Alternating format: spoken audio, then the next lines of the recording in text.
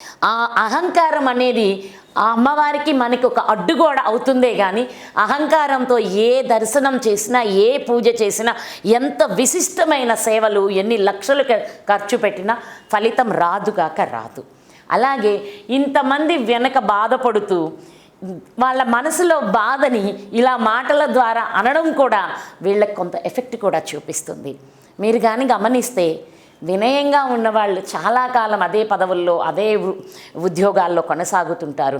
అది తగ్గి అహంకారంగా ప్రవర్తించిన వాళ్ళు దానికి అతి త్వరగా దూరం అయిపోతారు.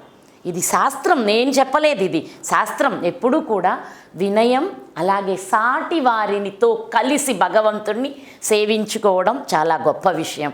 అంతేకాని మీరన్నట్టు నిజమే, ఇలాగాని వెళ్ళి అందరికీ అడ్డు నిలబడితే అవతల వాళ్ళు ఏమవుతారు? వాళ్ళు కూడా మీలాగే అదే టికెట్ కొనుక్కొని దర్శనానికి ఆ సమయంలో వచ్చిన వాళ్ళే కదా. ఒక్క వ్యక్తి మొత్తం అమ్మవారికి అడ్డంగా నిలబడ్డప్పుడు వీళ్ళందరి పరిస్థితి ఏంటి? ఇంకొక విషయం కూడా, ఎడం పక్క ఉండాలా కుడి పక్క ఉండాలా, వీటన్నిటికీ ఒక రీజన్ అయితే ఉంది. మన స్పిరిచువల్ కూడా సైన్సే.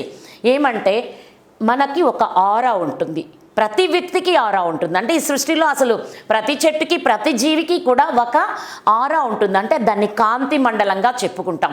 ఈ కాంతి మండలంలో భార్య భర్త పక్క పక్కన ఉండాలి అని ఎప్పుడూ శాస్త్రం చెప్పింది. వీళ్ళిద్దరి మధ్య నుంచి ఏది వెళ్ళొద్దని కూడా చెప్పింది. అంతేకాని ఎడమే ఉండాలి కుడే ఉండాలి అని అయితే ఎక్కడా చెప్పలేదు. ముఖ్యంగా మన ఇంట్లో చేసుకునే పూజలు అనుకోండి, తప్పనిసరిగా అక్కడ ఇప్పుడు వైష్ణవ సంప్రదాయంలోకి వెళ్తే కుడి పక్కన కూర్చోబెడతారు, మన శైవ సాంప్రదాయానికి వెళ్తే ఎడం పక్కన కూర్చోబెడతారు. అంటే అన్నీ అంగీకారం అనే కదా ఇక్కడ దాని అర్థం. అక్కడ దేవాలయాలకి వెళ్ళి విశిష్టంగా అందరూ దర్శించుకునే స్థానాల్లో మాత్రం ఈ ఎడమ కుడి అనే పట్టింపులు పట్టుకోకూడదు. ముఖ్యంగా ఏమంటాను అంటే అందరూ ఇలా నమస్కారం చేసుకొని ఈ భార్య ఒక పక్కకి భర్త ఒక పక్కకి వెళ్ళిపోతుంటారు. అది చెయ్యొద్దని నేను ఎప్పుడూ చెప్తాను. కానీ ఇతరులకైతే ఇబ్బంది కలిగించడం మూలాన సత్ఫలితాలు రాకపోగా తర్వాత అవి వేరే ఇబ్బందికర పరిస్థితులు కూడా ఏర్పడతాయి.